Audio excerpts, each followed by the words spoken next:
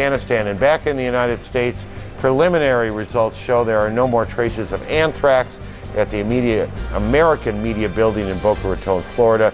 As you now know, one man there died last week. The bacteria reportedly found on his computer keyboard. Officials stress to us, and we stress to you, that the testing continues to go on there. It's a very complicated kind of testing they're doing. It takes some time to complete, so they continue to work and we continue to report on it. In Florida, medical investigators are putting the pieces of a puzzle together as they try and figure out what they can about a strain of anthrax that killed a man in South Florida last week. They are still not sure how he contracted it, but they may be getting closer at least to figuring out where it came from. A long time ago, CNN's Ed Lavandera is at the Emergency Operations Center in West Palm Beach. Ed has been working on the investigative side of this story, and he joins us again. Ed?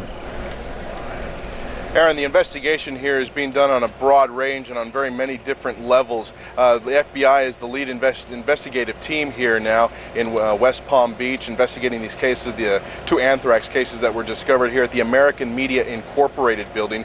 At that building this morning, it is still sealed off, from employees who work there, and we've seen hazmat crews and investigators coming in and out of there throughout the morning. At some point, packing up things in orange bags and taking them away in hazmat trucks. Not exactly sure at this point what is being taken away, but obviously this is part of the continuing investigation that is reaching intense levels here. Law enforcement sources tell CNN that they have test results, preliminary test results, that they lead them to believe that the anthrax found here in Florida may, and we do stress may at this point, may match a strain that was a man-made strain from an animal source that was made at a facility during the 1950s. Those sources also say that it might have been genetically engineered for research, and it might have also been widely distributed for research purposes during that time.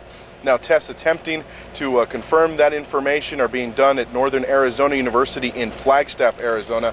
And everyone we've talked to here, every investigator says that these tests are extremely complicated, and it may or may not pinpoint the exact source of this anthrax. But all the indications here that sources are getting at this point leads them to believe that the anthrax, at this point, they do suspect that it was deliberately placed inside of this building, and that if that turns out to be the case, as they are pretty sure at this point that it will lead them down the path of a criminal investigation. Some other information also to pass along at this point, services for Robert Stevens, the gentleman who passed away last week after he was infected with the anthrax disease. Memorial services for him will be held later on this afternoon. And Ernesto Blanco, the 73-year-old gentleman who worked in the mailroom of the American Media Incorporated building, he is in a Miami area hospital in stable condition, and we've heard from his family that he is expected to survive as well. And Aaron, we're also expecting perhaps some more information from health investigators here at the Palm Beach County building here, where